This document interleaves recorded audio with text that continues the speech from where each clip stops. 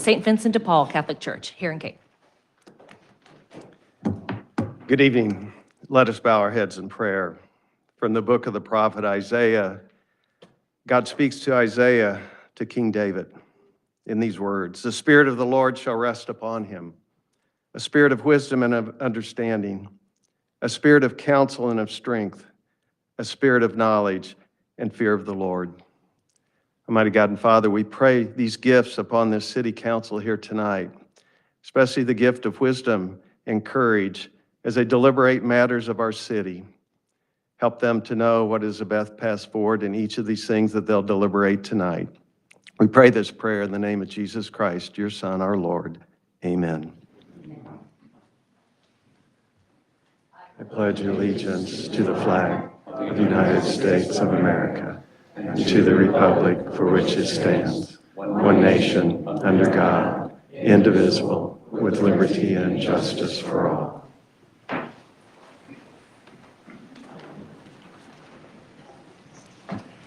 Thank you. We will begin tonight. We have no study sessions, but we do have a number of presentations. And so I will meet some folks down there.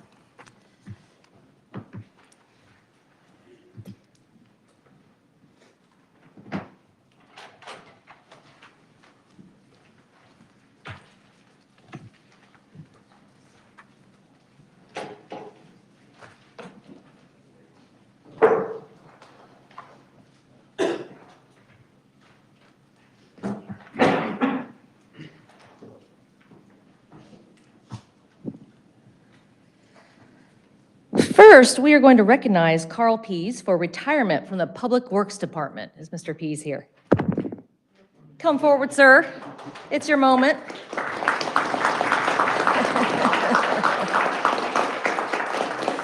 can stand right here and be embarrassed for a minute while I read some good stuff about you.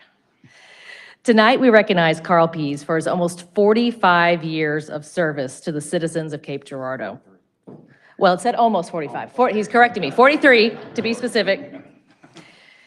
Carl is the longest-term current employee at Public Works. In fact, when he started working as a part-timer for the street division back in 1978, almost half of our Public Works force hadn't even been born. That's right. I don't write it, I just read it. All right. I got to work with it, too. Carl became full-time in 1980, working in the sign shop, and has held the positions of paint shop foreman, street lead person? Is that correct? Okay. Or wasn't sure. Traffic control technician and special projects coordinator. Ironically, he returned to where he started by assisting the sign paint crew this past season when they were shorthanded. Carl has responded to countless emergency events, such as snow and ice storms, high winds, floods, and concrete street blow-ups. Earthquake. Okay, I'd like to hear more about that, but we'll talk later. He has been a dependable member of the crew and shows up when needed, even on weekends and holidays. Carl has served as the lead for crews doing street repairs, leaf pickup, limb and tree trimming, and all other aspects of the street division. When an F3 tornado hit Carruthersville in April of 2006, Carl was part of the response team from Cape Girardeau. We received several comments and even a letter from SEMA on how impressed they were with the organization and dedication of our crews during that emergency situation. Carl is well liked within the department, the city, and by the contractors he works with. We will miss his easygoing attitude and the occasional fish stories. We thank Carl for his many years of service to the city of Cape Girardeau, and we wish him a long and happy retirement.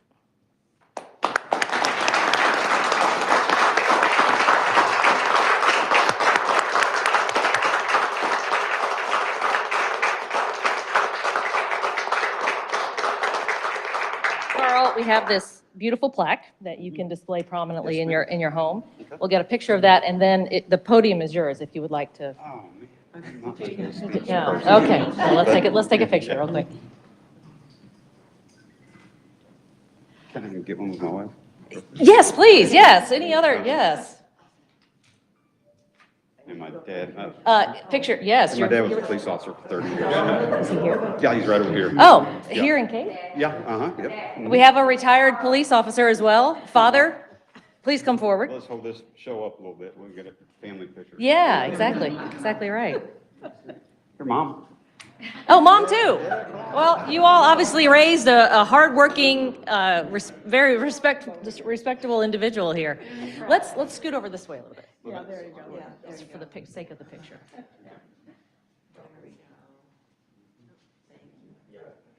Up here, up here.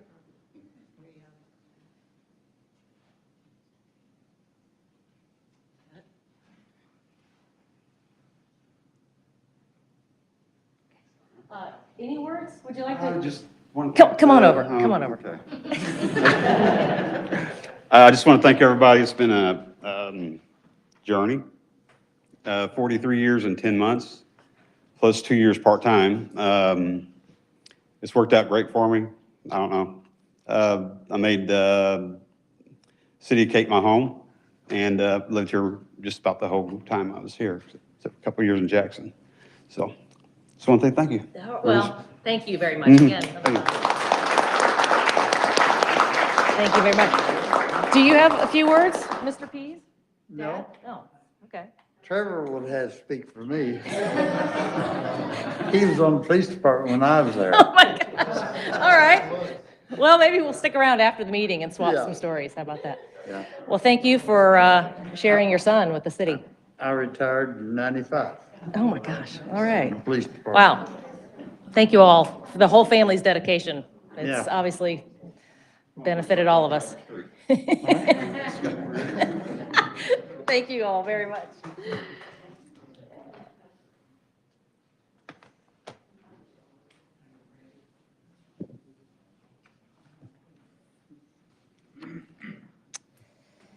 We next have a proclamation for the Southeast Missouri State University 150th anniversary. I believe I saw at least one. If SEMO folks would come forward, I would love to. Yes, there, thank you. Everyone come forward. We're going to haul you guys up here while we have an impressive celebration. Okay, settle in, because I've got a long thing to read here. Oh my gosh, it's incredible. All right, so here's the fancy formal proclamation.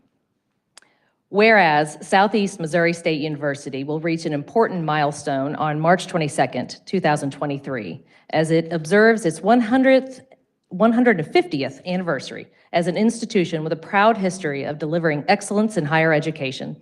And whereas through the years, Southeast Missouri State University has evolved from its establishment on March 22nd, 1873, with 5 faculty members and 57 students as the 3rd District Normal School, to its designation in 1919 as Southeast Missouri State Teachers College, to Southeast Missouri State College in 1945, to being recognized for its role as a comprehensive university August 21st, 1972, to its present status as Southeast Missouri State University.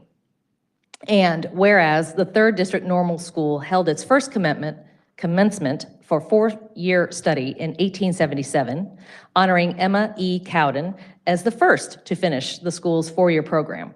And whereas since 1873, Southeast Missouri State University has molded the future for tens of thousands of students yearning for a brighter future, and has served as a beacon of hope for more than 75,000 alumni whose lives have been touched by the institution.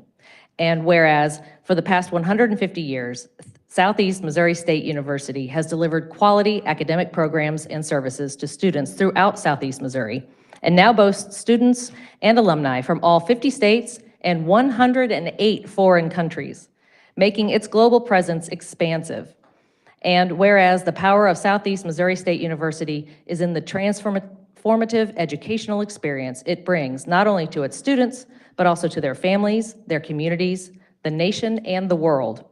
And whereas in 2021, Southeast Missouri State University was designated an institution of higher education with a statewide mission in the areas of computer science, cybersecurity, and visual and performing arts, and has been recognized as a Yamaha Institution of Excellence, an Apple Distinguished School, and a National Center of Academic Excellence in Cyber Defense Education by the National Security Agency and the Department of Homeland Security. And whereas Southeast Missouri State University is now a regional comprehensive university With numerous national and international academic accreditations, innovative academic programs, a diverse student body, and a mission preparing students for the digital age, multicultural collaboration, modern workspaces, changing market demands, and emerging careers. And it's, we're nearing the end, but it's a lot of good stuff. And whereas it is an engine for economic growth throughout all Missouri through economic engagement efforts, workforce development initiatives, spending practices, arts and cultural events, and its athletic program. And whereas Southeast Missouri State University's steadfast vision guides its actions to ensure it is one of the nation's most academically competitive regional comprehensive universities, recognized for excellence in education, research, engagement, and creativity. And whereas on March 22nd, 2023, Southeast Missouri State University will celebrate its rich history and deep community roots during a sesquicentennial I'm so sorry. I said it once. Kickoff celebration on Normal Avenue, launching a year-long celebration with the theme, Making History. Now, therefore, be it resolved that I, Stacy Kinder, Mayor of the City of Cape Girardeau, Missouri, do hereby recognize and honor Southeast Missouri State University on its 150th anniversary. And now we can applaud. Yes. Woo. That's good. I still can't do it. All right, Dr. Vargas, I'm going to have you for this. We'll take some pictures and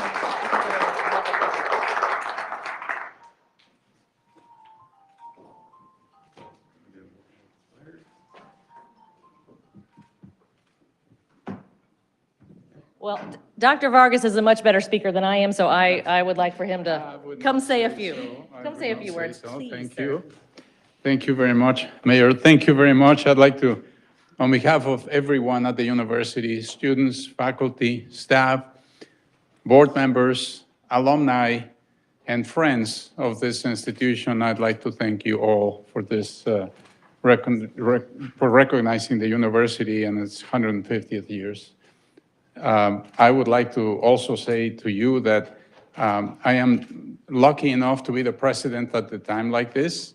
I was unlucky enough to be the one that had to demolish part of the stadium, but I am lucky enough to be the one that is celebrating the 150th anniversary of this institution, an institution that is truly committed to helping this region, to helping the state of Missouri and the nation in developing talent that is critically needed at this time. So we are very pleased, very proud. I want you all to know that the university does as much as we can to try to make sure that we do our job with high quality.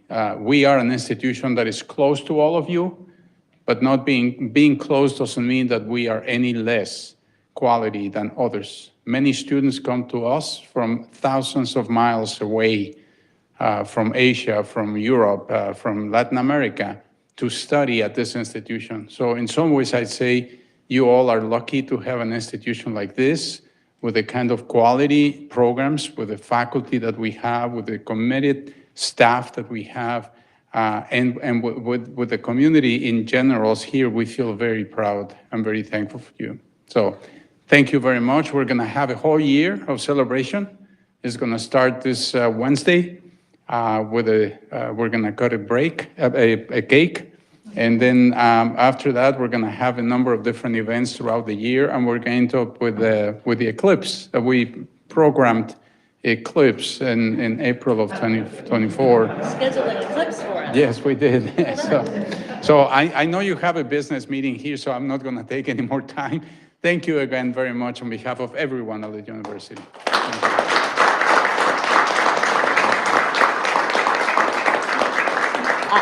I will just add that it is hard to imagine Cape Girardeau without SEMO. And just the contributions of your faculty, everyone involved, obviously students and alumni that has shaped our city and this entire region, even farther than that. So thank you for all that you all are doing, not only this 150th year, but in all of the years that preceded it. The So- next 150. And the next 150. Thank you very much. Thank you. Thank you very much. Thank you.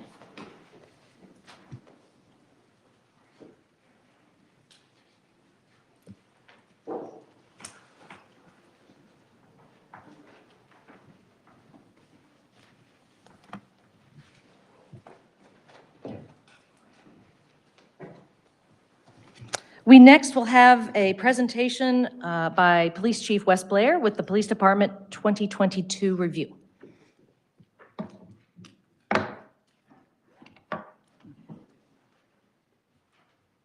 Good evening. Bruce tripped me up. He told me I actually had to even turn this thing on. He totally messed up my whole vibe there. All right, so we just want to give you all a kind of a review of what we had in 2022 and then kind of what we're looking forward to in the upcoming year. So last year in 2022, we responded to 42,628 calls for service. So that's everything from my neighbor's dogs barking to all the way up to a homicide. So any call that we get, that an officer that requires a response from an officer is counted in that 42,628. As you can see, that's down from the previous year of 45,155. Then our calls for service are 6,104 for 2022. And so, or not calls for service, but our cases. So that's when we actually get onto the scene and discover there has been a crime or potentially a crime, and then a report is actually taken for that. So you can see we get a lot of calls for service that aren't necessarily a crime, but we still go out and respond to those, but of crimes. And those are down from 6,706. So overall calls for service last year dropped by about 5%, and our cases dropped by about 9% over the year. So the major crimes is, and I know we've had a lot of conversations about the difference between NIBRS data and what was Uniform Crime Report data before, but we actually had a full year of NIBRS data, which is the National Incident-Based Reporting System. It's just a big fancy term that the FBI came up with to identify the data. But it's your major crimes that you can they're kind of the same thing across any municipality or any place across our country. Whereas what we might consider a noise complaint wouldn't be considered a noise complaint somewhere else. So that kind of stuff's not included, but it's your major crimes that they do the data on and the comparisons on. So as you can see from 21 to 22, we had an almost 11% reduction in our major crimes from one year to the next. So that's pretty significant. I know Councilman Thomas, when we last talked at the previous meeting, you wondered if that was kind of consistent with national trends. And we've actually seen national trends over the last 10 to 15 years have been declining in your violent crime as well. So maybe not necessarily the exact same percentages, but trend-wise, across the nation, we've been seeing a reduction of crime. 2020 was kind of an exception for everybody. 2020 was a pretty hard year, especially when you have homicides across the country. But for the most part, all other years have trended downward. Shots fired data. So 2020, we responded to 511 shots fired calls. 129 of those were confirmed where we actually found evidence or somebody saw somebody shoot a gun or something like that. And in that year, we had 23 subjects hit by gunfire. 2021 went down to 391 with 105 confirmed with 8 subjects hit. 2022, it went to 425 with 141 confirmed, 9 subjects hit. What's a little bit significant about that is 2022 is when we got ShotSpotter in place. And if you'll recall, I told you our gunfire would go up. Our reports of gunfire were going to go up when we got that because ShotSpotter says about 25% of gunfire that happens in the community, only 25% of it is actually called in to police.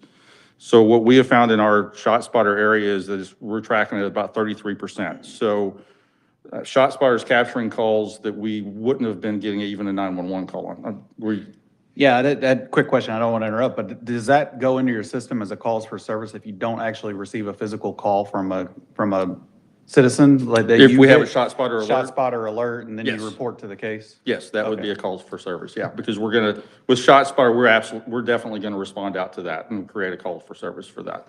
Most of those also would have a case reported because ShotSpotter has been phenomenal for us, and we're finding shell casings, we're finding evidence of a crime on most of those too. So if it's a ShotSpotter activation, 99 times out of 100, we're gonna do a report on that as well. So while that number is trending upward, we expected that, but if you were to have backed ShotSpotter out of that and we were just looking at pure calls for service to that, we would have been a little bit under what we were in 2021. We think that's a kind of a win that is overall seems to be trending downward for us, and we're happy about that. Moving on to staffing. Currently, we have 11 police officer positions open. We've got 4 that are going through our background process right now.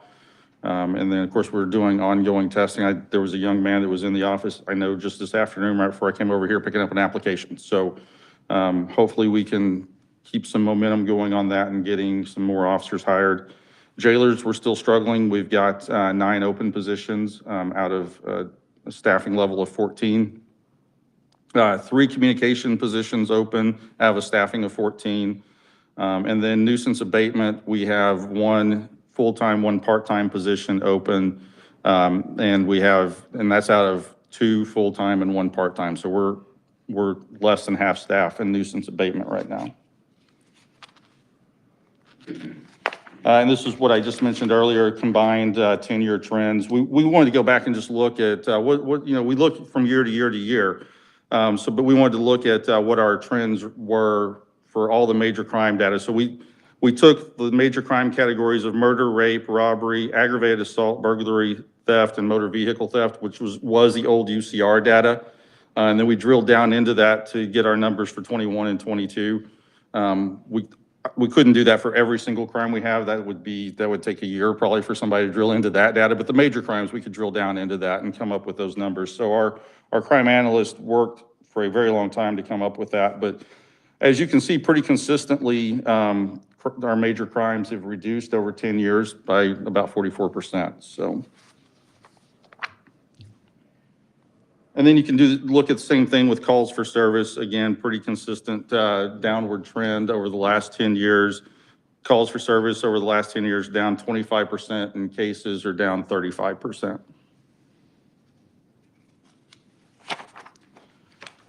So what are we doing this year? We're not satisfied with where we are. We always want to continue to improve, always want to do better. So we have implemented some technologies to help multiply our force, to help us do our jobs better, especially when in this national trend of nobody can find police officers to hire anymore. We started really thinking, how can we leverage technology to help us with that? So as you know, we have ShotSpotter.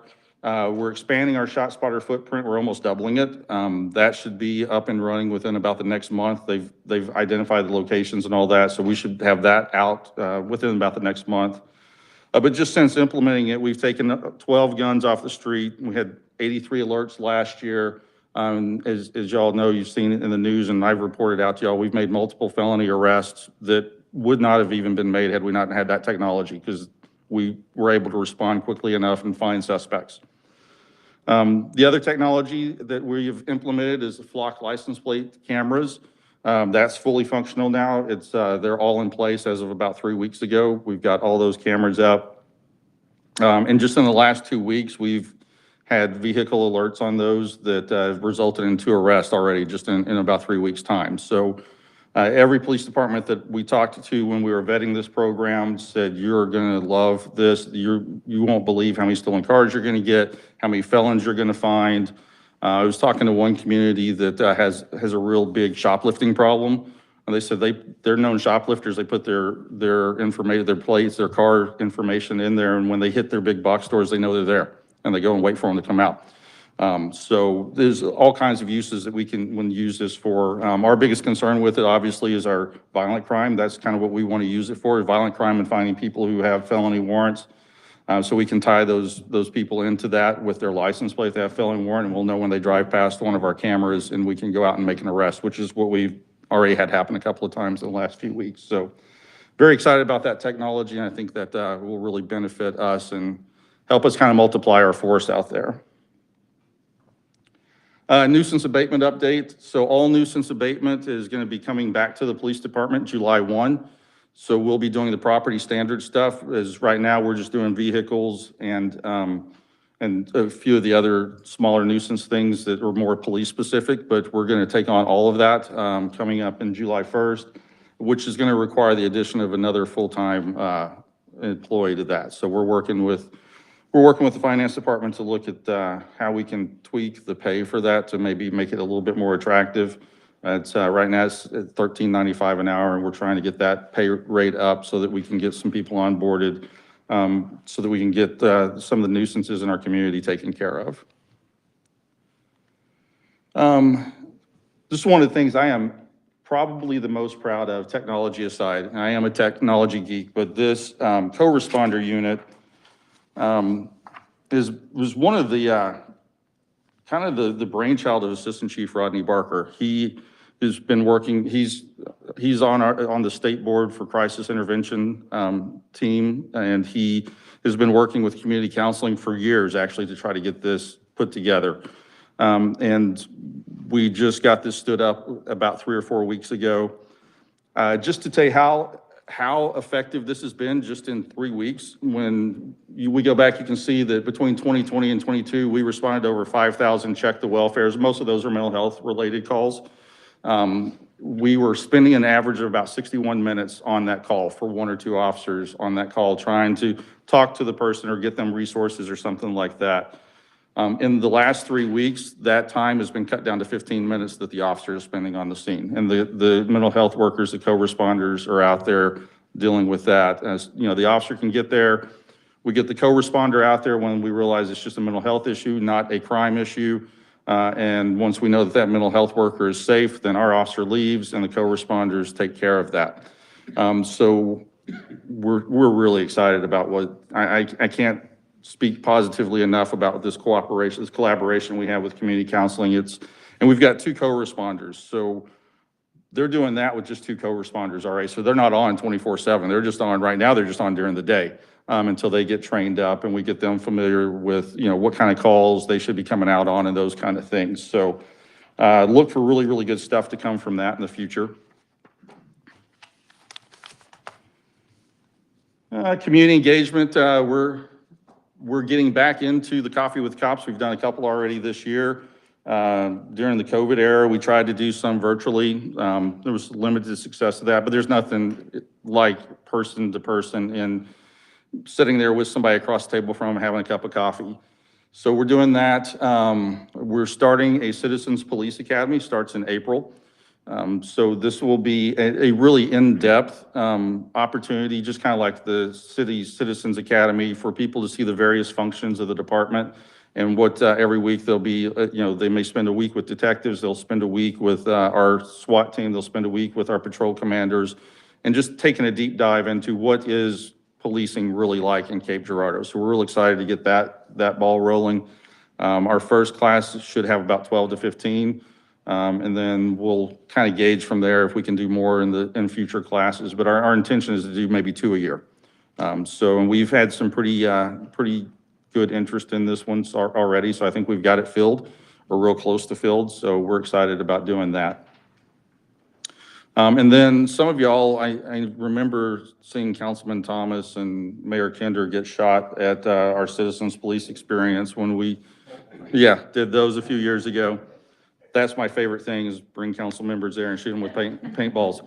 But we're going to revamp. We took a break from that with COVID, but we're going to revamp that up. And so for those of you who may not know what that is, it's basically we spend a Saturday and we put the citizens are interested in doing this through real life scenarios of what a Cape Girardeau police officer has experienced. So every scenario that we do, this is something that has happened in Cape Girardeau, some things that happen almost on a daily basis. We suit them up, give you paintball guns, not real guns, and because that would probably get me fired, and get us on national news. And just send them into the scenario and say, hey, be the police officer. And I think y'all can attest, it's pretty eye-opening when you see really what all goes on in the daily life of a police officer. So we're excited to be able to get that going again. We're shooting for May or June to get one of those back on the books. And then just some of the stuff that people may not even know that we do, but we're weekly doing school presentations, whether it's safety presentations or just going and visiting with kiddos. Always going to service club presentations, any service club that wants a presentation on things that we're doing. we're more than happy to go do that. We're about to start making the circuit with our co-responder unit and do presentations all around on that, and getting in front of people and explaining that. Then we'll do business safety trainings for businesses that want that. We'll come out and do assessments on people's properties and on their businesses to harden their targets and help them learn how they can make their places safer. And then another event that we really like doing when the weather is nice, which we'll probably kick back into in late May, is once a week we do our roll call out at a different intersection in a neighborhood, which gives the citizens the opportunity to come in and just meet the officers that work in their streets that night. We found that to be a pretty successful event for us as well. And then the final thing, another, actually, this is wholly a project of Assistant Chief Rodney Barker. 2 years ago, he came to me with the idea of, can we do a conference on mental health for first responders? And I said, yeah, absolutely, make it happen. And he took that all on his own. We had a very successful conference last year. We had over 80 people attend from all over the state.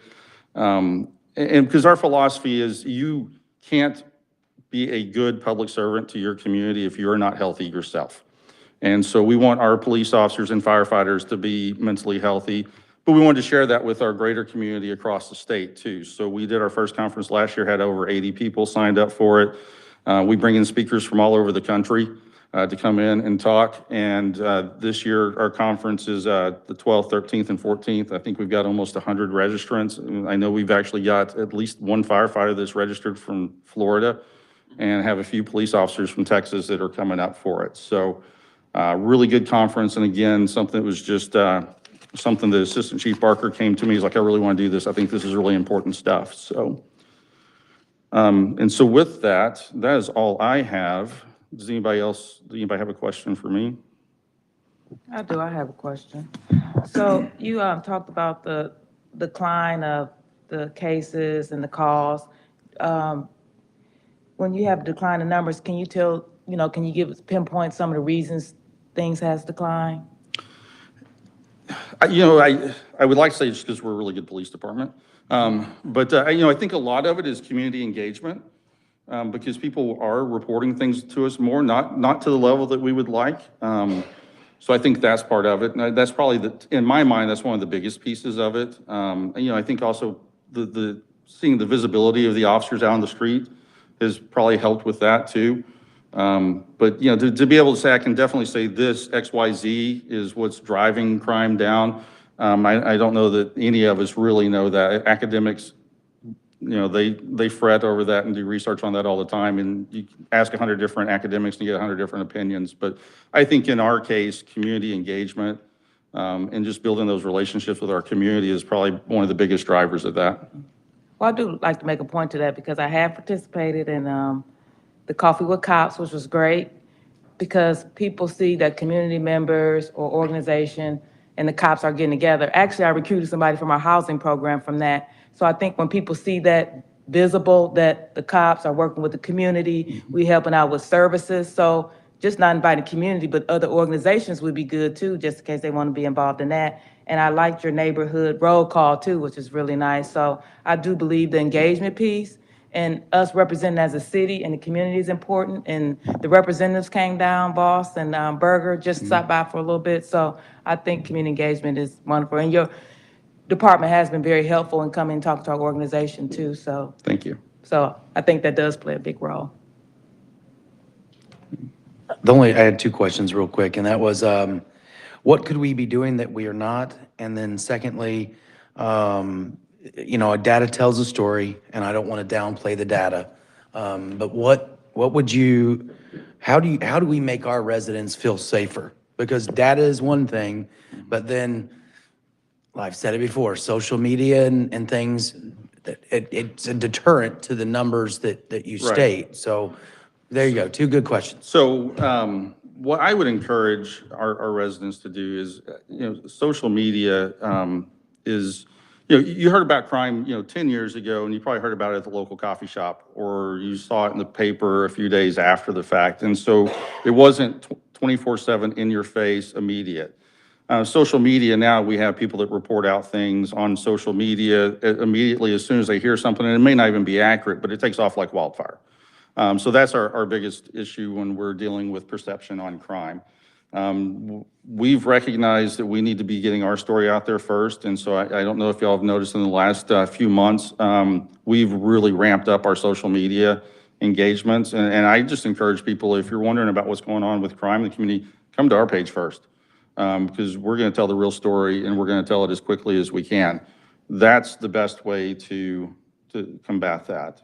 And I've already forgotten what your other question was. And that was, what could we be doing Oh. that we are not? Yeah, so we could have more police officers. Not saying that we need more added to our current staffing level, but just being able to recruit and get police officers there and retain police officers. It's one thing to get new police officers, but to keep the ones that we have that have experience, that's critical. Because who's going to teach the new police officers how to be police officers? So I think which we talked about in the last study session, we've really got to look at our pay to keep us competitive with our surrounding agencies when we're all fighting for the same people. And so if there's anything that we could do, I think it would be to work on our compensation packages to make it not only more attractive to come work for Cape Girardeau, but to make it attractive to stay at Cape Girardeau Police Department. Do you think, and we're talking about it, do you think that it's, given the crime numbers that we have, okay, do you think does it become difficult to recruit to Cape Girardeau because of some of the stigma? I don't know that I would term it as stigma, but if you're I'm tracking with what you're saying. So if you want to go to a place and make more money and do less work, you can certainly do that around here, because we are the big city. Even though we're not a big city, we are the big city. So big cities always will have more crime. They'll always have more work to do. So and I won't name other communities because they'll all call me mad tomorrow. But if you want to go to another community and make as much as a Cape Girardeau police officer, or maybe a little bit more, and do a quarter of the work, well, then that's going to be more attractive to you. So that's, I think, one of the things that we fight against, because they see, oh my gosh, those guys are, constantly running and going and doing that. So I think that hampers our recruiting efforts. Chief, I don't know if you can put this in, there's any data on this, but are a lot of the crimes connected? I hear a lot of the criminal element live in apartments. Is there a correlation between crime and apartments versus single-family homes? Well, so most of your crime in any community is usually going to kind of migrate towards your rental properties, not necessarily just apartments, but rental properties anyway.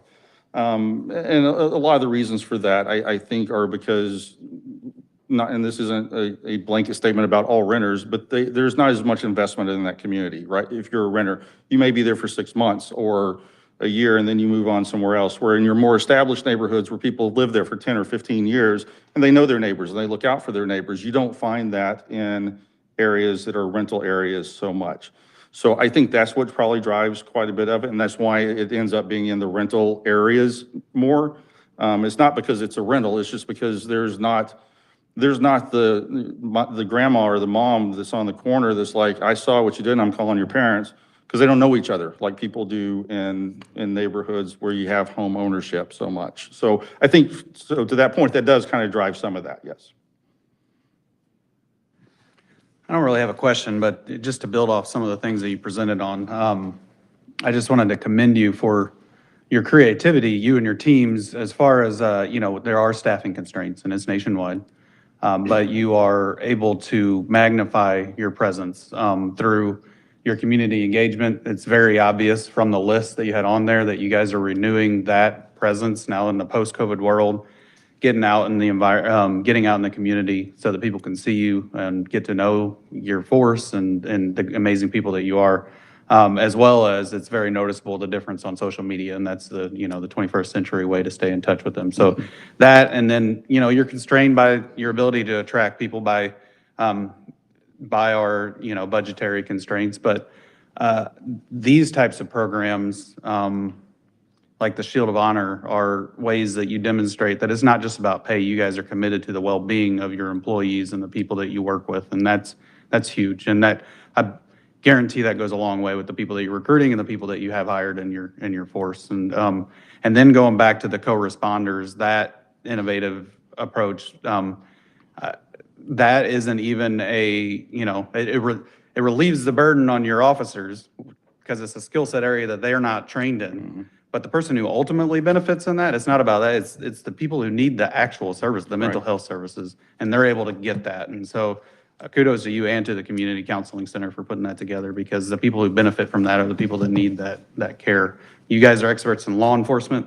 They're experts in mental health services. And so I just wanted to recognize that. Thank you very much. Yeah. Just a couple questions, comments. Well, first a comment bouncing off of what Robbie was talking about, just regarding social media. I have noticed an increase in what you all are doing, and a lot of other people have too. I wanted to pass that along, that I'm sure all of us could probably say that we're getting a lot of complimentary comments and appreciative comments of being able to know more from the police, directly from the police department. And I feel like I just need to say a word to the community.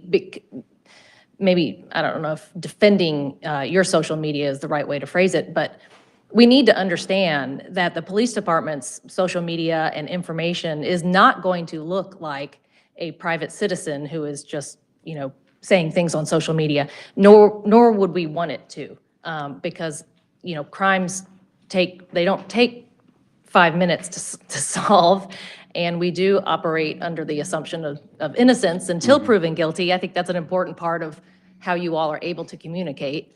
And so anyway, just an appreciative comment. Yeah, to your point, we may not always have it out there the fastest because we want to be accurate. And Right. we want to, there are obviously sometimes with investigations, things we just can't say.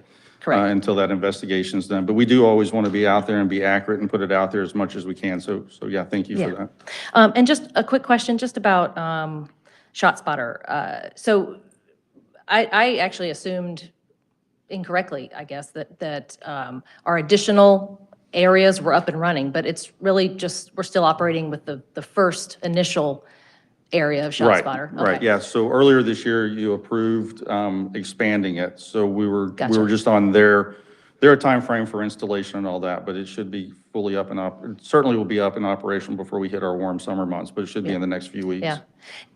And so maybe this question is premature. It'd probably be a better question next year, but I'll just go ahead and ask it. Are you developing any kind of sense of,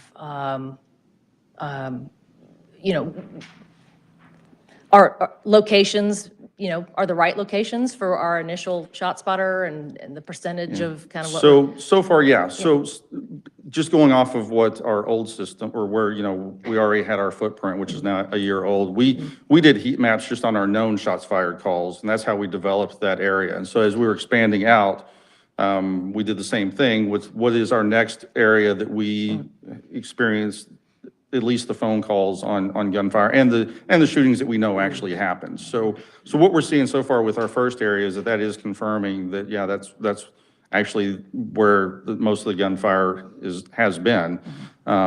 So yeah, it kind of does validate what we sort of already knew anecdotally. Yeah, okay. Thank you. Anyone else? Thank you. Oh, I'm sorry. Yes. I know Chief, I think he mentioned it last time, but we certainly want to thank Bow Marketing for their efforts early on in the process. When we started looking at our response, our marketing angle, our social media post, and how would we do that, and how could we market the department a little bit better in that respect. But they came in, spent, I think, half a day with the chief and his leadership team and providing us with the guidance and recommendations. So I just want to certainly thank them for that. There was no charge. They came in on their own. And it was good for not only the department, but also for the city as a whole. Absolutely. Yeah, thank you. One other thing, if you will indulge me for half a second, is I am, as soon as Scott Blank gets through talking, I'm driving to Columbia because Assistant Chief Rodney Barker is being awarded at 8 o'clock in the morning for being the Crisis Intervention Officer of the state for the year. And so that's due to a lot of the things, these programs he's put together. So I'm not walking out because I'm mad at you. I'm just walking out because I got to drive all the way to Columbia as soon as we get here. But, he has done an amazing job putting on these programs together and couldn't be prouder that he's getting this state award for this in the morning, so. We'll be sure to celebrate that in Thank the you. future. Safe travels. Thank you. Thanks, Chief. Okay, next, we have a presentation by Scott Blank on the Willis A. Martin Police Substation design.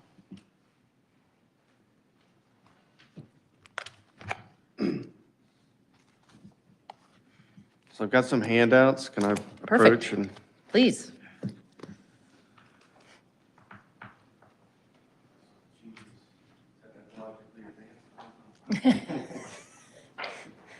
I like a good paper copy myself. Thanks.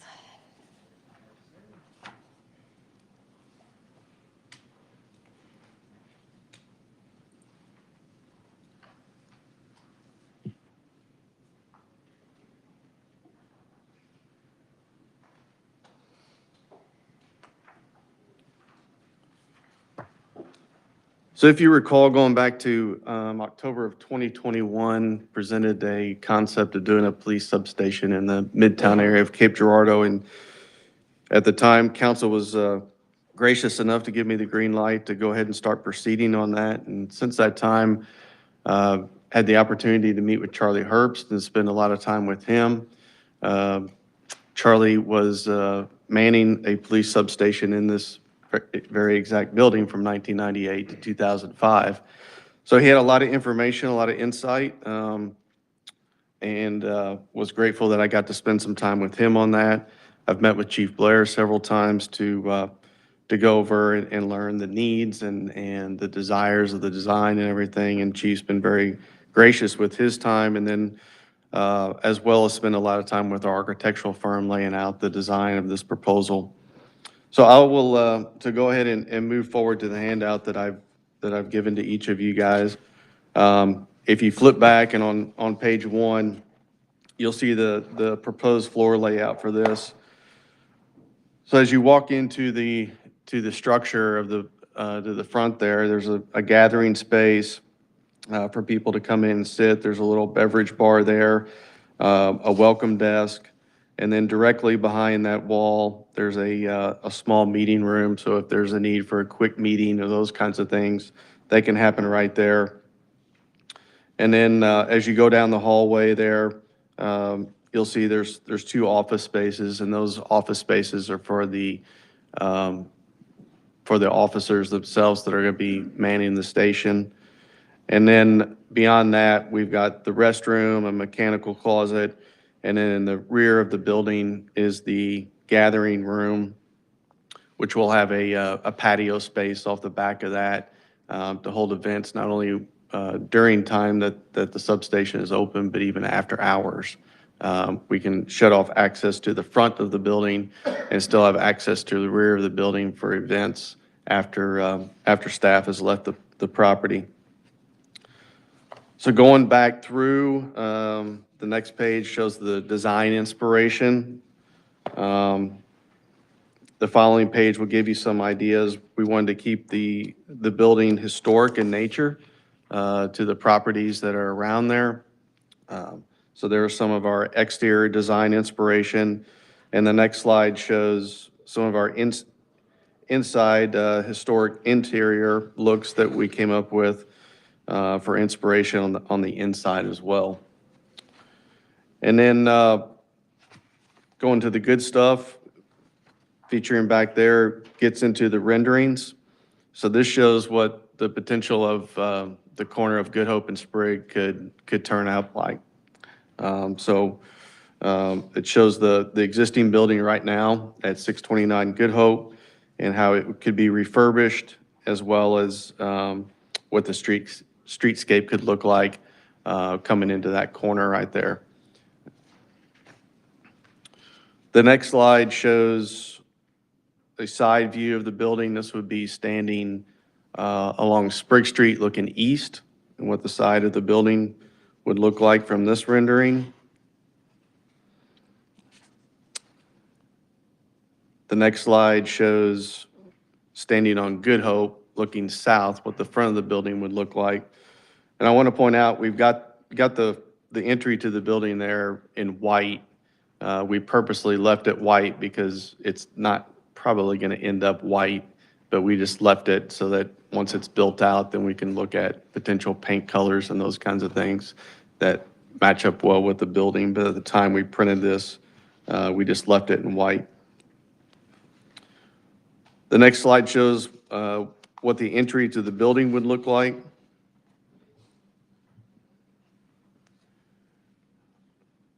Next page shows the interior. So this would be, as you walk into the building, what you would see with the welcome desk. We've got a mural that shows the Midtown area there, the way it looked like back in its heyday. And then recognizing Officer Willis A. Martin, who actually perished in this building back in 1921 on a burglary investigation, and honoring this fallen officer with this police substation. In the middle there, you can see coming down the hallway, the drink station and in that area for people. Flip to the next page and you'll see the front area shown there, as well as the hallway, and then the meeting room space right there.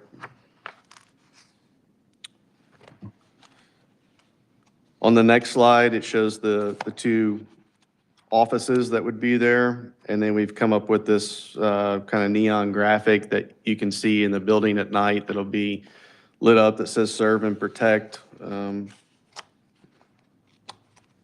nature of the building. And then the last slide shows the community room. And then we've got a graphic showing people on there, which the chief, we had 3 different designs. Chief liked this one because he said at the end of the day, we're serving the people. So he liked the people graphic up there. And then we'd have a couple flat screens for videos and those kinds of things. And then table and chairs throughout.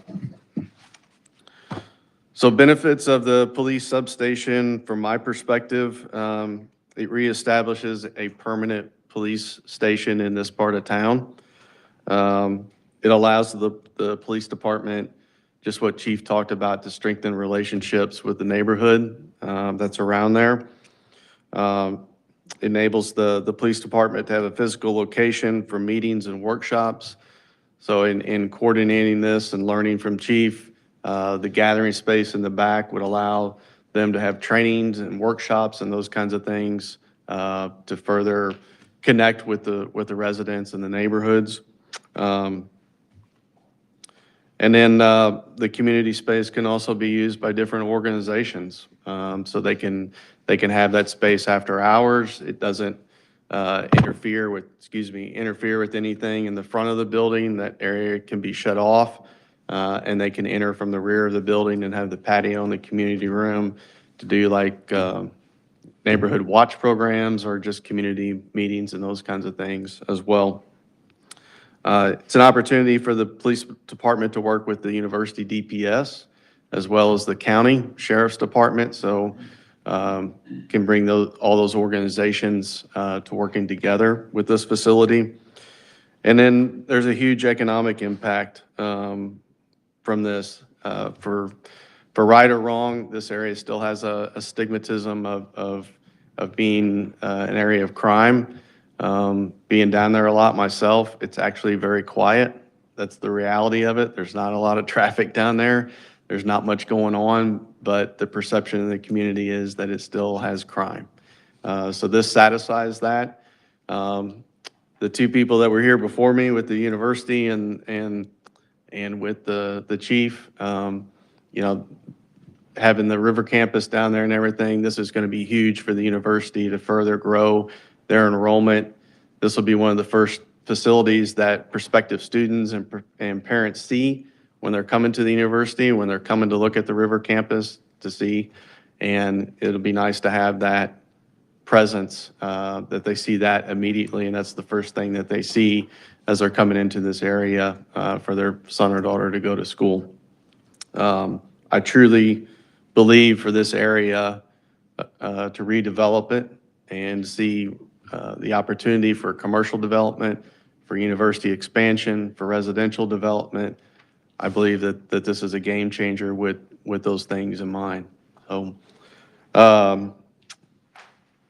I'll be happy to answer any questions that you might have. What are next steps, Scott? Well, next steps would be an endorsement from you guys to move forward. We've got our plans, our construction plans ready. If you guys endorse this design and this idea and concept and everything, then we would like to proceed with getting our plans into the city yet this month. And the contractor's ready to go, so we could start our demolition and construction process as soon as April. And then I guess the question then would be turned to you and to say, is this a project that is still supported by staff and Chief Blair? Well, I don't think there's any question about it. I mean, I think Scott and I have been talking about this for about 7 months. Quite frankly, it was on ice for quite a while before then, because I think the issue was more or less staffing. But last summer, I think we were presented with an opportunity. I think it was the mayor who presented us with an opportunity to apply for a COPS grant, and lo and behold, we received it. We're grateful for that. The federal government saw that this approach to reinvesting back into the community was one that they wanted to be a part of. So we did receive that grant. And I know the chief has it, and I know they're going to be looking forward to bringing someone on to specifically be housed at this location in question. You know, once we receive an okay from council, I think Scott and I are going to sit down and kind of dig into the details a little bit and work out a little bit of the fine print. The FF&E, some of those things like that probably need to be talked about and flushed out clearly. And we intend on doing that. After that, then we intend on bringing the concept to you again to give you a full layout as to what the relationship is going to look like between the city and Scott and his team, and we'll go from there. Well, I think typically, staff just needs a majority of council to indicate that we would like for you to look into something and engage in a conversation. That's correct. Is there a majority Yeah. who, I did have one question. Sure. yeah, And this is an operational one. Is there any idea exactly, like, how many hours a day the substation would be open? I assume it wouldn't be open 24/7. Not initially, no.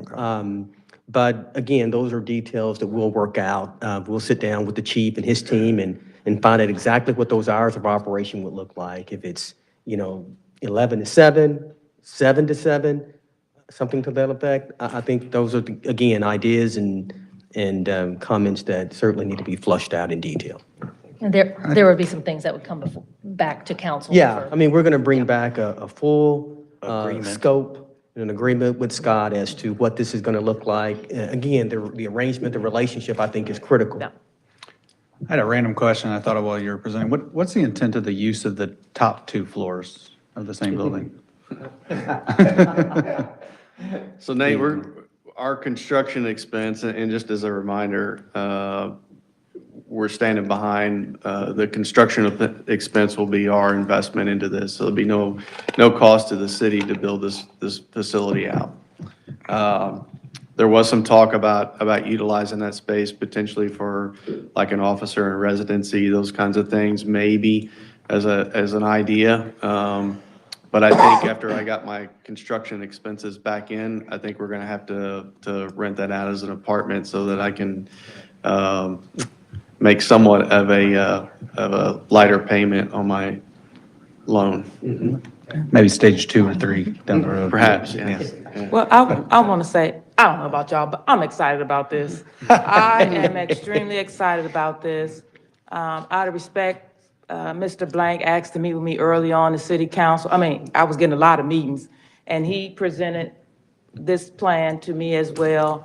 And I think it just tie into what the city is trying to do with like Old Town Cape, things you're doing within the community and how we helping out with the housing issue and different things like that. So I think this really is progressing the city, and I commend the city manager for leading those efforts, keeping those conversations going, because I think it's re-energizing and getting people together to commonly work together that typically wouldn't work together to empower our city. So I thank you, and I'm in full support of this opportunity for especially Ward 2 that lagged behind for so many years. So I'm excited. We got the park going, Substation. I talked to Liz a couple times about how to turn that L corner, and that's what it's about. And thank you for taking the initiative to invest in our city. It means a lot. Thank you. Appreciate it. Beat me to the punch. I was going to thank you for your investment in this crucial area of town that if it wasn't for someone like you, I mean, who knows what state it would fall further into. So thank you for your continued investment in this. And so I look forward to potentially looking into the partnership of this opportunity. Fantastic. So it's safe to say there was majority, council, yes, okay. Yeah, All right. absolutely. Proceed, Dr. Haskin. That sounds great. We look forward to Thank you, hearing more. Scott, Thank you all. for everything. Thank you. Thank you. All right, and lastly, in our presentations, we have Liz Haynes with Old Town Cape for her annual report and update. Hi, good evening. Thank you so much for your time this evening. And I just want to say, I also think that's a fabulous idea, and I'm very excited about it. It will help with business recruitment and revitalization of that area, which is part of our downtown strategic plan. So I'm very excited about it. So this evening, I will be sharing with you about Old Town Cape's mission and goals, how Old Town Cape partners with the City of Cape to accomplish many of the city's goals, examples of projects we have partnered with the city on, as well as sharing what has been happening in downtown Cape over the past year. So Old Town Cape has been nationally and state accredited since 2005. We are one of only 8 accredited programs in the state of Missouri. Our accreditation comes from the National Main Street Center, which is a subsidiary of the National Trust for Historic Preservation and Missouri Main Street Connection, also a nonprofit serving all of Missouri. So everything we do with a preservation ethic. So what is Main Street? Main Street is a locally implemented, volunteer and partner-driven 4-point approach to downtown revitalization. Spanning 130 blocks, Old Town Cape is one of the bigger Main Street districts in the entire country. To give you a frame of reference, a lot of Main Street districts are 10 or 15 blocks, so obviously 130 is huge. So the district spans from the river to Weston Boulevard and North Street to Highway 74. Old Town Cape is also a Great American Main Street award-winning community, which is a very highly sought-after and prestigious award that recognizes that our district and our organization is a best practice Main Street nationwide. As you can see, we have 300 businesses and over 4,500 residents within our downtown district. So the Main Street approach to downtown revitalization is based on 4 points. So the idea is that we collectively must work in all 4 areas focused in the same direction to achieve sustainable results. And it is our job to create an environment where businesses and development can be successful. Oftentimes, Old Town Cape's role is to serve as a facilitator or connector. We may not have all the answers, but we certainly have access to tools, resources, and connections to relevant partners to move projects and businesses forward.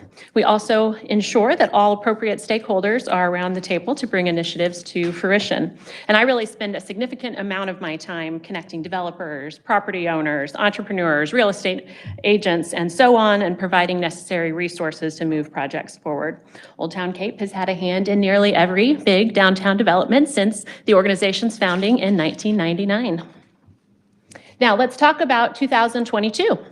And you can reference your copy of our year-end review, which is in your packet. Despite the continued challenges the past few years have brought with supply chain issues, staffing challenges, shutdowns, concerns about the economy, and the list goes on, our downtown is thriving. And you can see that in the numbers. $10 million in investment in our district, and I will say that number is likely conservative. And look at the next number, 23 businesses opened in 2022, creating 62 new jobs. Great for our local economy. Now, this is not to say our downtown businesses haven't struggled with what all of our businesses have been struggling with, staffing challenges and everything else, but this is really, these numbers are something to be proud of. As an organization, we have really increased the number of volunteers engaging with all of our events, especially the Cape Riverfront Market, believe it or not. We have dozens of folks that show up on Saturday mornings at 5 a.m. to help bring the market to fruition. And then they come back and they do it again. So it's really exciting. Bottom line is people want to see our downtown community thrive, and they want to play an active part in making that happen, and that is pretty exciting. We hosted 57 events in 2022 in our downtown district. And over the past few years, we've added new events such as the Christmas tree lighting, which has really grown in popularity and draws hundreds. And that's to complement events that have been going on for decades, such as the Parade of Lights, the Cape Riverfront Market, Tunes at Twilight, which draw thousands to our downtown community. And of course, we are hosting these mostly free events to draw people to our downtown. When folks attend the events, they patronize our local businesses. Now, I'm going to connect the dots with the 4 points approach. So we have volunteers working in each of the 4 areas of the 4 points, and organization is the first one. This is the area that develops resources, partners, both private and public, financial resources through sponsorships, donations, partnerships, fundraisers, and we have volunteers involved with the organization from all walks of life, from bankers to artists and everybody in between. And the volunteers that work in this area want to ensure that the organization and the work we do is sustainable. So the organizations listed here are our partners in revitalization, and it is integral that we collaborate on all major initiatives with these partners. And obviously, much of the functions that Old Town Cape does are very closely related to the functions of the city, which I will elaborate on further shortly. The next area is promotion, which builds customers for downtown. Under promotion, we and our volunteers plan and implement events and activities that build the image of downtown, bring people downtown, and ring cash registers. Some examples, as I already mentioned, the Cape Riverfront Market runs May through October. We're gearing up really soon, brings people downtown and incubates small businesses. This is something I'm very proud of. It gets me really excited. We have so many success stories of businesses that are currently brick and mortars that got their start at the farmer's market. In fact, this morning, I just heard of another one of our regular market vendors who now is getting a brick and mortar in a community. Some are in our community, some are in others, but that's really exciting to me. Tunes at Twilight, which is a 12-week-long concert series, of course, the Parade of Lights, the Downtown Christmas Open House, Christmas tree lighting, as I mentioned before. And we also routinely work with other groups to develop and plan one-time or special events, such as the Riverfront Fall Festival, the Motorcycle Cannonball, Manifolds on Main, just to name a few. And we also always work with other groups, such as Visit Cape and local media outlets to promote downtown. Design is another piece of the 4-point approach, and of course we have a committee of folks dedicated to design, and design works to enhance the physical and the visual assets that are unique to our downtown community by supporting public art, beautification, and adaptive reuse of historic buildings. So think of things like litter cleanup, the public art, murals, storefront beautification, those types of things. One specific example is the beautiful mural on the riverside of the flood wall. Not only is this a vibrant welcome to folks visiting the river, but it's a bright welcome for folks driving across the bridge to Visit Cape as well. Thanks to our very talented artist, Craig Thomas, and his team, as well as Visit Cape, the City of Cape, and some very generous donors for bringing this project to fruition.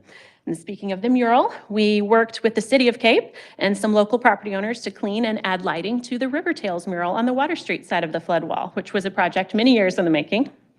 Within the past year, we worked with the city through redevelopment funds, CID funds, and a grant to add the gateway at the corner of Broadway and Main Streets. So now we have a historical river marker, and it tells the story of the river's relationship to the area. Also, adding gateways to our downtown district was a strategic priority identified in the downtown strategic plan, so it was exciting to make that happen. This past year, we also facilitated a facade grant, which was open to all property owners within the downtown district, and we provided support for enhancements to downtown buildings, such as new awnings, signage, and lighting.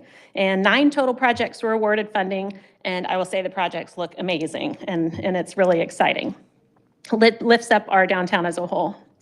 One final design-related item I wanted to mention is the banners. So if you drive down many of the main streets in our downtown district, you'll likely notice banners on the light poles, each noting the respective street, some placemaking words about that street, and an image representing that street. And our design committee worked very closely with CMO students to design those, and that's something we're really proud of as well. The 4th piece of the 4 points is economic vitality. Main Street is historic preservation through economic development. So economic vitality builds business by enhancing the business environment. We work to recruit and retain small businesses in the district by developing resources, training, and support for both new and existing businesses. For the past 3 years, this committee has hosted a downtown commercial open house. We typically have 10 to 15 properties included, and within 1 year, 50% of those properties are either leased or sold. So we're really proud of that. Our next open house is April 27th, and we have 12 properties committed, so we're excited for that. 2017, Old Town Cape worked with the Chamber and the City of Cape to develop the Downtown Strategic Plan that I mentioned before, and then an update following that. And this plan has really guided our downtown development for the past 5 years. Old Town Cape facilitates regular meetings with representatives from city staff, the city council, the Downtown Community Improvement District, CMO, and of course, Old Town Cape to ensure that identified priorities are being carried out. Next, I want to share with you about Old Town Cape's relationship with the Downtown Cape Girardeau Community Improvement District. I think most of you are aware that Old Town Cape is the administrative manager for the Downtown CID. And of course, the CID is a political subdivision directed by a volunteer board to enhance services in the downtown area. The sales tax revenue from the approved half-cent sales tax is appropriated from businesses within the district to deliver services in the district. And so the CID contracts with Old Town Cape to manage and deliver those services in 3 areas: beautification, which is 50%, and that's everything from public benches and trash cans to litter control to hanging baskets to additional Christmas decorations. Safety, which is 20%, and we facilitate downtown police patrols in partnership with Chief Blair, of course, and purchase of things like public cameras, and we've added many of those in the last couple of years. Vibrancy is 20%, so we facilitate additional marketing and promotion for Downtown Cape, and administration is 10%. Many tangible examples of CID projects can be seen in the additional Christmas decorations I mentioned before on Broadway this year. We got a lot of positive feedback about that. We've added additional police cameras, as I mentioned, throughout the district. The new Gateway Historical Marker, as I mentioned before, was partially CID funding. Also, there are new billboards. Hopefully you've seen the new billboard on the interstate advertising our downtown district, and there's also been some dynamic billboards near the mall advertising our downtown. And looking forward, as Chief Blair discussed, flock cameras. Just at our last downtown CID board meeting, the board approved the addition of 2 more flock cameras within our downtown, within the CID district, so that's exciting. So, as you have hopefully heard this evening, Old Town Cape and the City of Cape are very natural partners and are positioned beautifully to collaborate in a multitude of ways to ensure our region continues to thrive. Within your packet, I have broken down specific details on how Old Town Cape works to support the city's comprehensive plan, and some of those initiatives are up on the screen as well. And simply put, Old Town Cape could not continue our important work without the support of the city. And the city's support is a vital and substantial part of what Old Town Cape does on a daily basis. Any questions? You know, I'm actually going to borrow a question from Robbie. What could we be doing that we are not doing right now? Great question. Great question.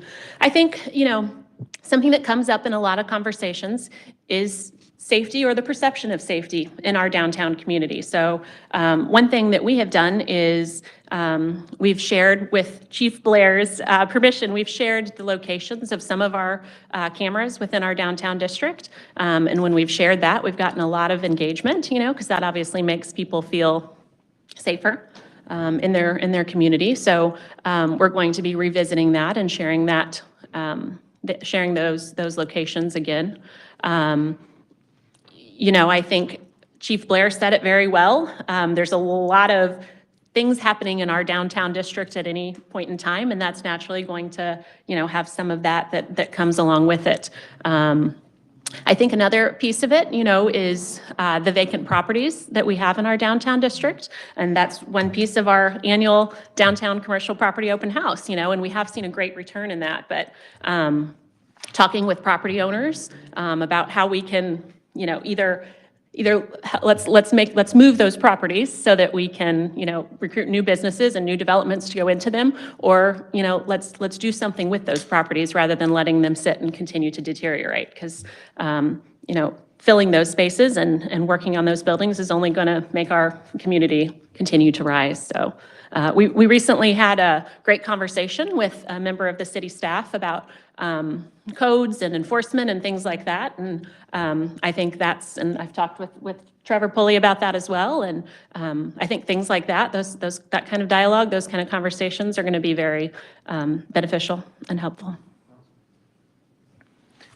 Mine would just be a statement that is, you guys, Old Town Cape does so many amazing things, and you also have so many amazing volunteers and board members, and thank you for coordinating everything that you do. I know it's not easy, but what a great partnership with Old Town Cape, the university, the city, and then managing the CID for us. So thank you to you and your board for all that you do. When I was growing up, you know, in the 80s and early 90s, the downtown Cape looked completely different than what it does now. Right. And some buildings were beyond repair, or some, not many, but to see it now, it's just night and day from the 80s. And you had this push to the west of town, and what we've seen, and I always say this, Tim Arbiter said, whenever you have a vibrant downtown, the repercussion and the waves will make your entire community much better. Absolutely. And going back to the late 90s with Old Town Cape and the invention of Old Town Cape, and then we look at what Midtown is looking like, and everything is really blossomed because of the work of Old Town Cape. So kudos to you and your board, and please keep it up. Thank you. Well, as I said before, we couldn't do it without our partners, our community partners. It's vital. It takes a village, so. I just want to say I appreciate all the efforts of Old Town Cape, and particularly in regards to historic preservation and preserving our architectural heritage, which makes us unique from other communities.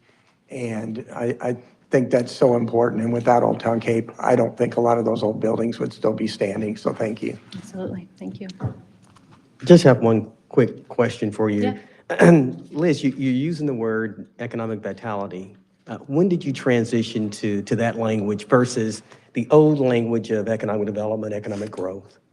You know, I think they're very synonymous, and really in kind of the Main Street approach. As far as I know, we've been saying that for quite some time. I think Steve Hoffman's here. I don't know if that comes from the very beginning of the. No, we used to call it economic restructuring. Yeah. By what you remember, but with the refresh, that was, I don't know, 5 or 6 years. I think it was I like maybe, vitality better. I think it was 4 years ago, actually, when it happened. It's a modern approach to growth and development. Right. And we're getting ready to adopt that same language Great. inside City Hall. That's That's great why I to was hear. wondering, it's interesting to see, and Yeah, yeah. I'm excited for that new language because it's a holistic approach to growth and development. It really is. I'm glad to hear you're adopting it here at the city Yeah. too. It's great. All right. Thanks, guys. Anyone else? Thank you so much. Thank you. Appreciate it.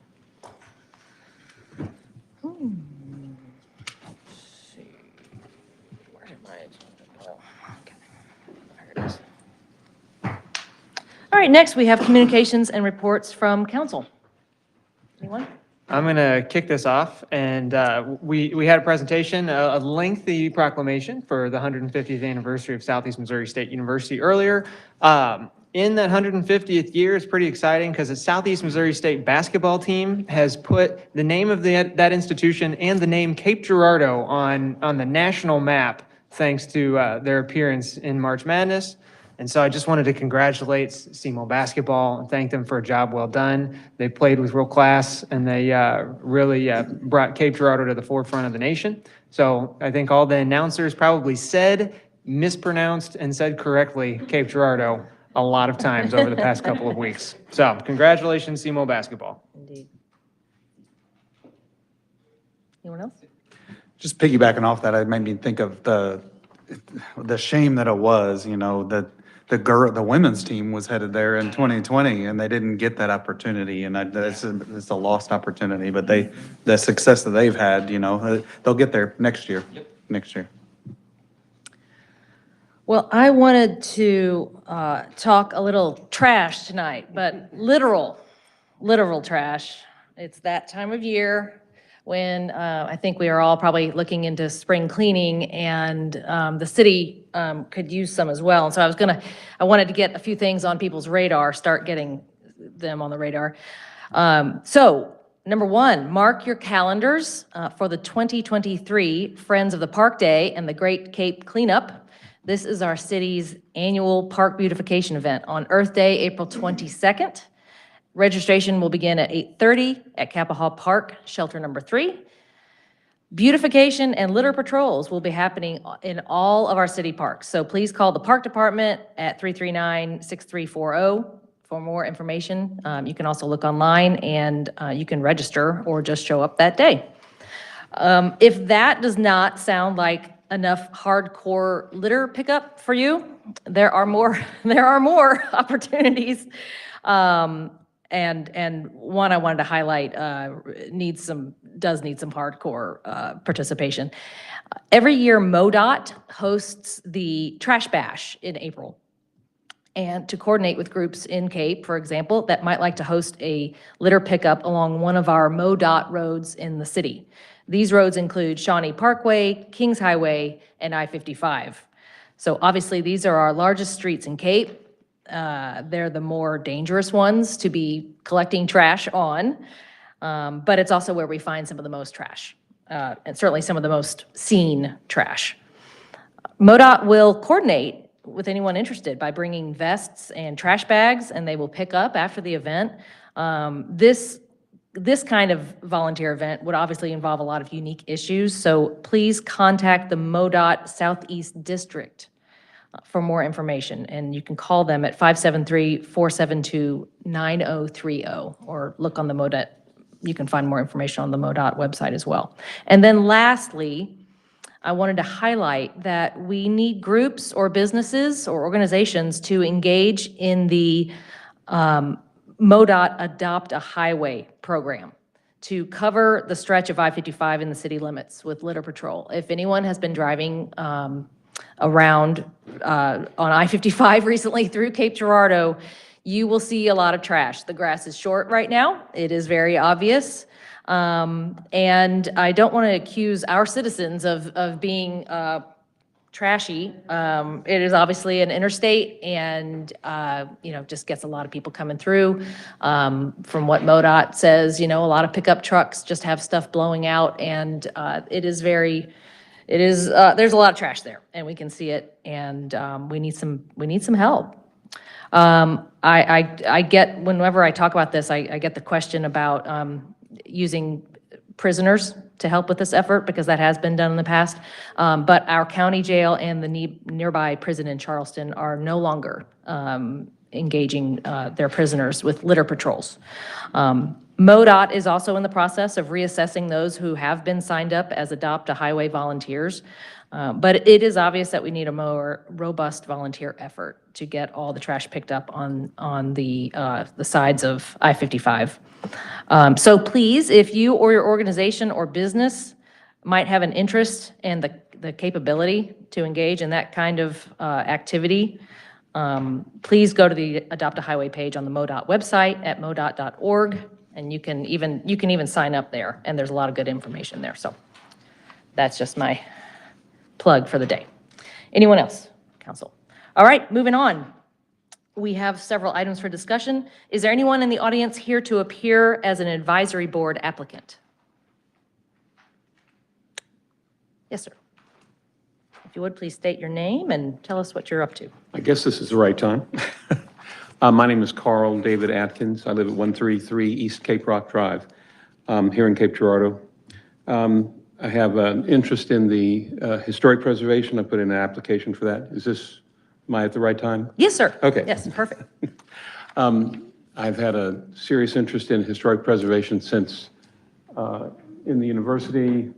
One of the previous professors was head of that historical preservation and got me interested. I've been in construction since I started tearing down houses when I was 14. Oh, okay. We were selling the materials.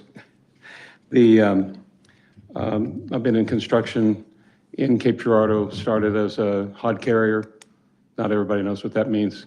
Mixing mud and putting it and carrying the bricks for the bricklayers. I've done, I'm a retired builder. I've done painting. I've done electrical work.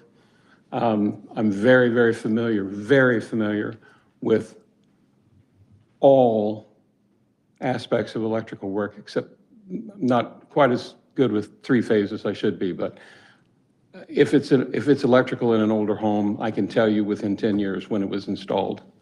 I've rewired so many houses that were knob and tube and so forth. I understand about plaster lath walls, asbestos shingles, so forth and so on. I've done, some of you are familiar with 1530 Bertling, the log cabin that is there. Of course, it's been added on to several times, but I was one of the builders who set those logs, and they did them in a traditional fashion where they were one over the other. Then we did a shake shingle roof, which of course had to come off later because of insurance, and I did the electrical work, wired that house. So I'm very familiar, and I love older buildings, and I think it's vitally important that Cape Girardeau maintain its historic preservation. Thanks. Thanks so much. Anyone else? Yes. Hi, guys. I'm Lisa Green. And if there's not an advisory board for like the people might be in jail or people that needs advocate for them, not an attorney, not a lawyer, nothing like that, but need help.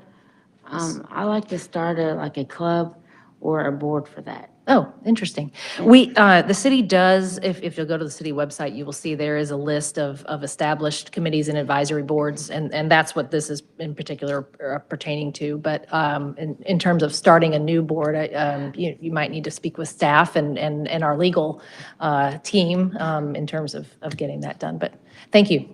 Okay, because there's a lot of inmates. I don't think, well, Sure. not inmates, but they get fines and they can't really afford it. Like you said, they don't do the trustee cleanup anymore. Well, and what you're speaking of, there might be a like a nonprofit organization that you might that might be not a city board or committee, but a nonprofit or even a ministry that might be more of what you're I want talking to start about. a brand new one, like Reform. Okay. I want Okay. these reformed. Thank you very much. Thanks. Lisa Green. Next, we have the consent agenda review. Dr. Haskin. Thank you, Mayor, Council. Oh, I'm sorry. Well, Check that. yeah, sorry, I skipped the Planning and Zoning Commission report. Sorry about that, Mr. Greaser. Quite all right. Yes. Quite all right. I'm sorry. Last planning and zoning meeting was March the 8th. And the first item was the rezoning request of 1301 North Main Street. The applicant was Philip Smith on behalf of the Cape Girardeau Public School District to rezone from M1, which is light manufacturing industrial, to R2 single-family urban residential. The recommendation by staff was to approve. All 9 members voted in support, and there were none in opposition and no one abstained. That, of course, is the Red Star Baptist Church property. Second item was the Strawberry Field subdivision preliminary plat located at the southwest corner of Lexington Avenue and Big Bend Road. The plat creates 26 duplex lots and 9 multifamily lots for a new multifamily development. And the recommendation by city staff was for the approval, and all members of the commission voted in favor of. And that is directly behind, I think it's referred to as the Legends Complex out on Sprigg Street in Lexington. The next item on the agenda was a Masonic Temple West subdivision record plat located at 108 West Drive. The plat combines 2 lots to create 1 new lot. Staff recommended, and all members of the commission voted in favor. The next request, interesting name, Hotty Toddy subdivision record plat, located at 260 and 280 Stepping Stone Way. The plat combined 2 lots to create 1 new lot. Recommendation by the staff was for the approval, and all voted in favor. Finally, the staff brought to us an amendment for Chapter 30 regarding R4, medium-density multifamily residential district. A proposed amendment is reviewed to add a boutique hotel to the list of special uses allowed in the R4 district. Staff recommended that, and 8 voted in favor with 1 abstention. Member Chris Martin, because of his association with Southeast Missouri State University, abstained. And that was it. Thank you. Any questions? Thank you. Thank you. We will now have the consent agenda reviewed. Dr. Haskin. Thank you, Mayor. Council, we have several items for your review tonight. We'll start with number 8 that we added. We're requesting that you consider adoption of our CIP plan. We're excited about it. We just want to make sure that we get it adopted so that we can start moving forward with those improvements. Number 9, an agreement with Bacon Farm for the pedestrian sidewalk improvements along Cape Drive from Cape Rock Drive to Kings Highway to Brookwood Drive to 108, 110 South Sprigg Street. And of course, number 10, another agreement with Bacon Farmer for the pedestrian sidewalk improvements along Cape Rock Drive from Brookwood Drive to Perryville Road. And number 11, we have an L&I agreement with Cape Auto Sales, LLC, to place improvements on city-owned property at 1230 Meadowbrook Lane. Number 12, an agreement with Southeast Missouri State University to prepare for the 2023 Historic Resource Survey. And of course, finally, number 13, a preliminary plat has been submitted for Strawberry Field subdivision, a 2-phase duplex and a multifamily residential subdivision at the southwest corner of Lexington Avenue and Big Bend Road. Mayor, that concludes the consent review. Thank you. We will move into regular session. Mr. Taylor, will you do the roll call, please? Mark Bliss. Here. Robbie Guard. Here. Stacy Kinder. Here. Dan Presson. Here. Tameka Randle. Here. Nate Thomas. Here. Shannon Truxel is absent. All right, thank you. Council, we have an agenda before us. Is there a motion to approve the agenda? Second. Mr. Guard, Mr. Presson, any discussion? Seeing none, all in favor of the agenda as stated, please say aye. Aye. Anyone opposed? The agenda carries. We have no public hearings tonight. We have a consent agenda before us.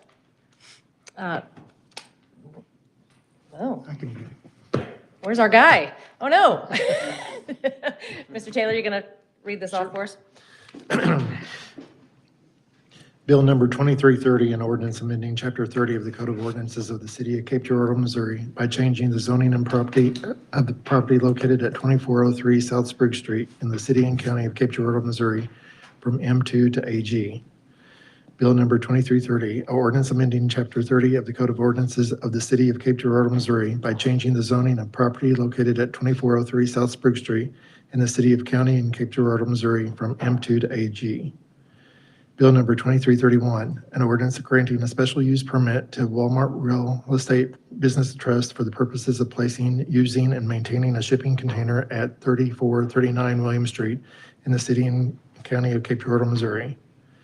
Bill number 2331, an ordinance granting a special use permit to Walmart Real Estate Business Trust for the purposes of placing, using, and maintaining a shipping container at 3439 William Street in the City and County of Cape Girardeau, Missouri.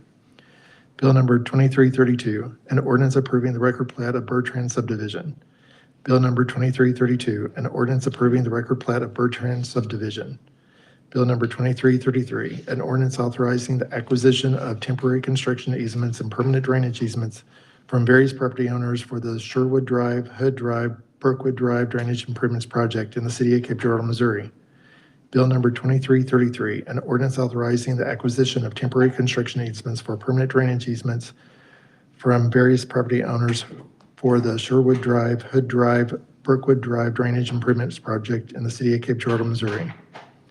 Bill number 2334, an ordinance accepting a collector's deed from the Cape Girardeau County for property located at 416 2nd Street in the City of Cape Girardeau, Missouri. Bill number 2334, an ordinance accepting a collector's deed from Cape Girardeau County for property located at 416 2nd Street in the city of Cape Girardeau, Missouri. Bill number 2335, an ordinance authorizing the mayor to execute a special warranty deed to Vernon Roads Family Partners, LLP, for property along the right-of-way located at 2110 Southern Expressway in the city of Cape Girardeau, Missouri. Bill number 2335, an ordinance authorizing the mayor to execute a special warranty deed to Vernon Roads Family Partners, LLP, for property along the right-of-way located at 2110 Southern Expressway in the city of Cape Girardeau. Bill 2336, a resolution adopting the 2023 to 2028 capital improvements program in the city of Cape Girardeau, Missouri. Bill number 2337, a resolution authorizing the city manager to execute an agreement with Bacon Farmer Workman Engineering and Testing, Inc. for Cape Rock Drive Sidewalk Project Phase 1 for pedestrian improvements in the city of Cape Girardeau, Missouri. Bill number 2338, a resolution authorizing the city manager to execute an agreement with Bacon Farmer Workman Engineering and Testing, Inc. for Cape Rock Drive Sidewalk Project Phase 2 for pedestrian improvements in the city of Cape Girardeau, Missouri. Bill number 2339, a resolution authorizing the city manager to execute a license and indemnity agreement with Cape Auto Sales LLC for parking lot improvements at 1230 Meadowbrook Lane in the city of Cape Girardeau, Missouri. Bill number 2340, a resolution authorizing the city manager to execute an agreement with Southeast Missouri State University for the 2023 Historic Resource Survey in the city of Cape Girardeau, Missouri.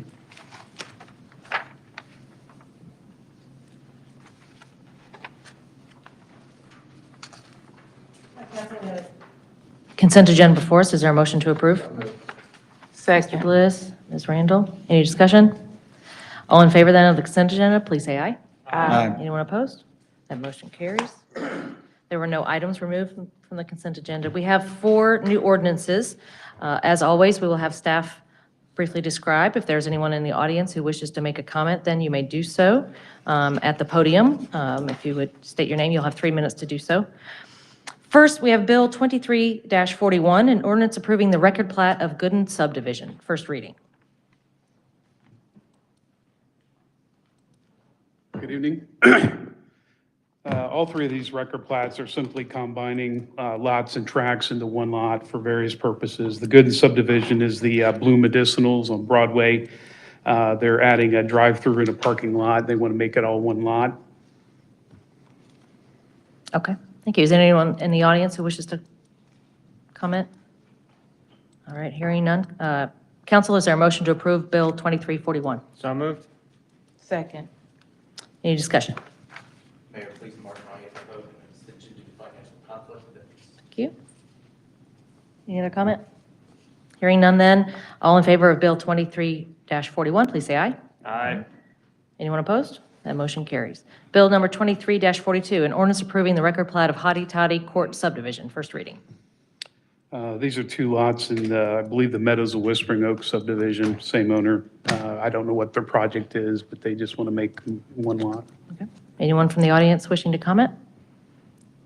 Seeing none. Council, is there a motion to approve 23-41? So moved. Mr. Presson, Mr. Bliss, any discussion? Hearing none, then all in favor of Bill number 23-42, please say aye. Aye. Anyone opposed? That motion carries. And Bill 23-43, an ordinance approving the record plat of Masonic Temple West subdivision. First reading. These are 2 lots that were recently purchased by the Masonic Temple Association. So I believe that's probably where they're looking to build their new facility. I don't know that for a fact, but I would imagine based on the name that that's the case. That would make sense. Is there anyone in the audience who wishes to comment? All right, council, is there a motion to approve Bill 23-43? Mr. Guard, Mr. Bliss, any discussion? All right, all in favor then of Bill number 23-43, please say aye. Aye. Anyone opposed? Motion carries. Bill number 23-44, an ordinance to enable the City of Cape Girardeau to join the Missouri Clean Energy District pursuant to the Property Assessment Clean Energy Act of Missouri. First reading. Mr. Pulley. Thank you, Mayor. Thank you, Council.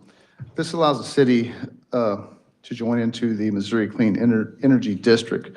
Candlewood Suites of Cape Girardeau asked the city to join the clean energy districts so they're able to improve their, they're wanting to put solar panels on their, I can't see it too well yet. Put solar panels on the motel of his.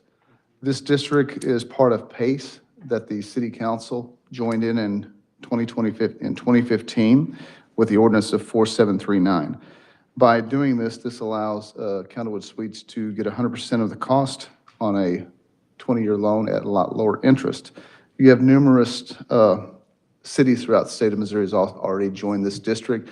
This is just another energy district that allows the city to use with some of the tools that the businesses can use. Is there anyone in the audience who wishes to make a comment? Seeing none, then council, is there a motion to approve Bill 23-44? Second. Mr. Guard, Ms. Randle, any discussion? All in favor then of Bill 2344, please say aye. Aye. Anyone opposed?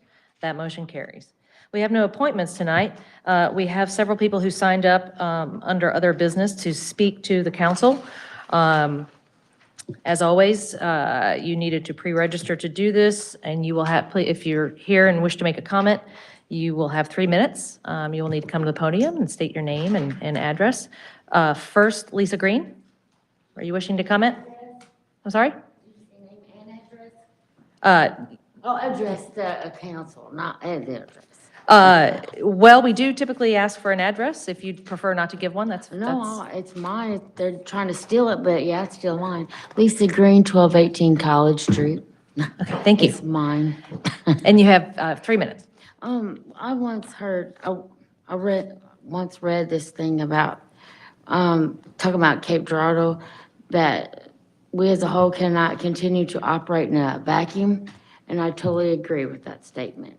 And I laughed at it because it's so true. It seems like so little people in Cape, but they seem like they have the charge. They take charge, and that's not right. They take people's land and they're trying to steal it. People need to stand up and realize what is going on, and they need to stop, because that's what capitalism is. And I was reading a book it was like an old book, like 1908, I think I said that before. And that's like, it's like eye-opener. It's like, oh my gosh, this may be happening right now. You know, I forgot what the book, Secretary of State, that's what it was. It was in the Secretary of State book. And I was like, oh my gosh, this is kind of reality to me. And it was like eye-opener. And the capitalist, they use tricks like trust and deeds of trust, perhaps, to make it seem right, but it's not. It's not right at all. And especially them trying to take the people that's not so smart or not have too much money, like the powerless, the weaker people, and steal what they do have. Well, if they allow them people to steal from the weaker people, well, eventually that's going to happen to them, and they're going to have to realize it's coming soon. Like the news you see, like Silicon Valley, the banks are failing. Why? Because overspending. Quit spending money. Quit stealing people's money. Quit taking from the poor and thinking it's right. It's not right. You know, quit giving people, quit doing it. Quit. That's all I got to say. And then like these people that's wanting the historic building on Broadway, it does need to be fixed up. But if that private individual bought it, why should the taxpayer of Cape pay for that? Like $150,000 to demolition or to help start the project? No, you want to do it on your own. Quit trying to take away the taxpayers' money. It makes the city lose money, so the city's going to have to try to make up for that money. And it doesn't make sense. Stop. If you want to do it on your own. Quit trying to take away money. Just stop. Just stop. Okay. People's got to realize what's happening. Thank you for your time. I appreciate it. Thank you. Next, we have Tom White. Is he here? Okay. And Andrew Ostrowski was here but left, so I believe we are done for the evening. Is there a motion to adjourn for the evening? Mr. Guard, Mr. Presson, any discussion? All in favor of adjournment, please say aye. Aye. Anyone opposed? We are adjourned. Thank you all for your